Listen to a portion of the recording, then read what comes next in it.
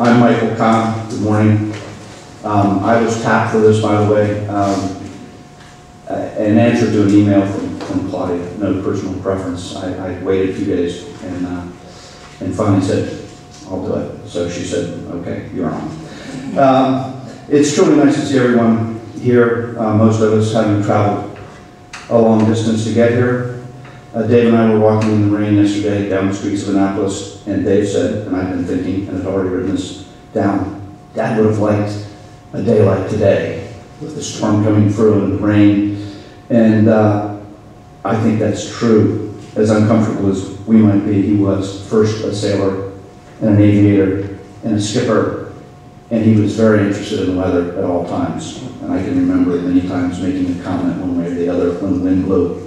How he flew in a PBY through a hurricane, doing hurricane spotting early on, and different weather in different places. So he would have enjoyed that.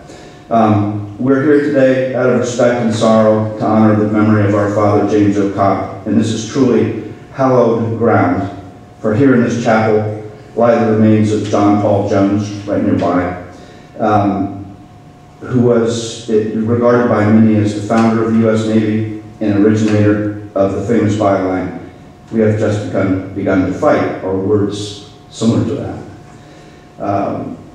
Captain Jones was a true naval hero, and I think it is very appropriate that they lie next to Dad or close by here in this chapel for a little while, in my mind, paying respects to each other before moving a little way down the road, to lie in the company of other great men, many of whom were friends and colleagues and mentors to Dad.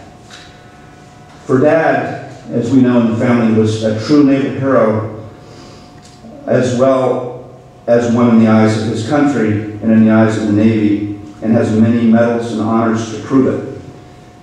He was a veteran of Pearl Harbor, the Solomon Islands, including the Guadalcanal campaign, and he had some great stories, which hopefully will be made available to us at some point, to tell about those difficult and serious days. He served on a wartime footing during the conflicts or tensions off of Korea, Santo Domingo, Indonesia, Lebanon, the Middle East, and of course Vietnam. And he did it with bravery, without batting an eye, as near as I can tell. And he had many stories to tell, some of which I was so privileged to hear. Dad was many things, but one thing for sure, he was a great storyteller. Serious subjects, but most often with a good dose of humor. And I looked up online his yearbook from 1933, and I have a copy of it. I can barely read it. Where his little caption as to how they described him, and they described him as a serious thinker, a great conversationalist, but someone who usually spoke with a great sense of humor. Dad was many things, but one thing is for sure. He was the storyteller. Serious subjects, but most often with a good dose of humor. And we remember sitting around the table or outside or on a sailboat somewhere with long conversations and lots of laughter. Those are good memories, so yes, he was a good soldier and sailor and a true hero and served his country bravely and well. But I remember him just as my father and Dad, a quiet, kind, and thoughtful person, and a positive thinker. He was the one who taught me that there are two sides to every coin, more than one view to any argument, and hopefully to listen and think, and to try and discover what the truth was, which I'm not quite sure we ever did, but we thought about it a lot. He was also the man who, as a naval officer and a pilot, taught us to think fast and react quickly when we had to. And I guess he was pretty good at that, because he lived in dangerous times and lived to be 97 years and 8 months to the day.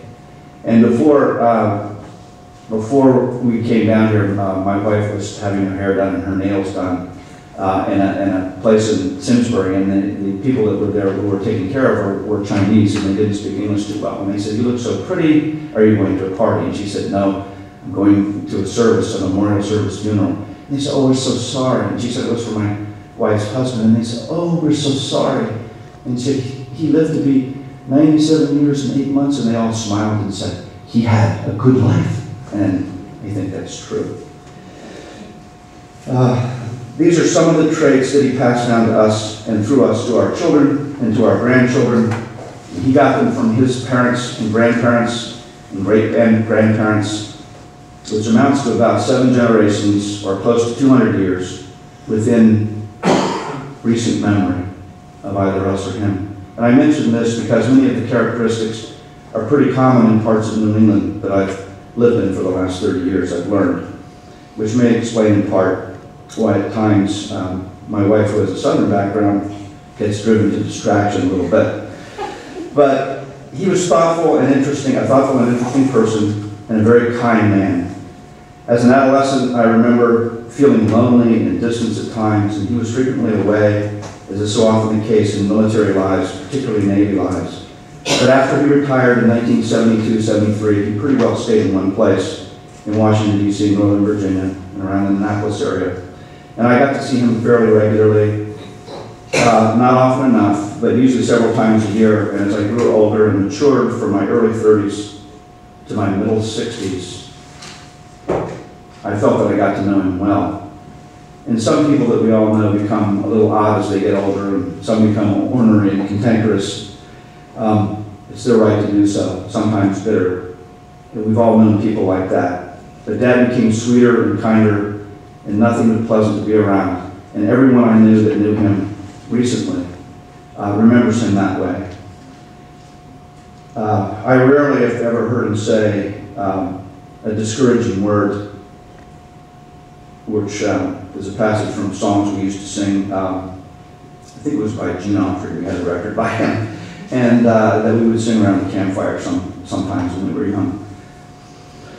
So from the Old Testament, I believe we learn the true words that to every time there is a reason, and a time for every season under heaven, and a time to live and a time to die. And so now it is Dad's time, and we say goodbye. But I believe that somewhere, somehow, we will meet again. And to close, an excerpt from a poem, I think.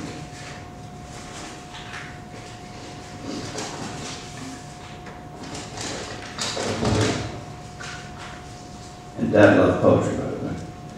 By Robert Louis Stevenson. And forgive me, Stephen, who read a lot of poetry, I think, in his days too. I reversed one line of it. And this is it. Under the wide and starry sky, dig the grave and let me die. Glad that I live and gladly die. And I laid me down with a will. This be the verse, be grave for me. Here he lies where he longed to be.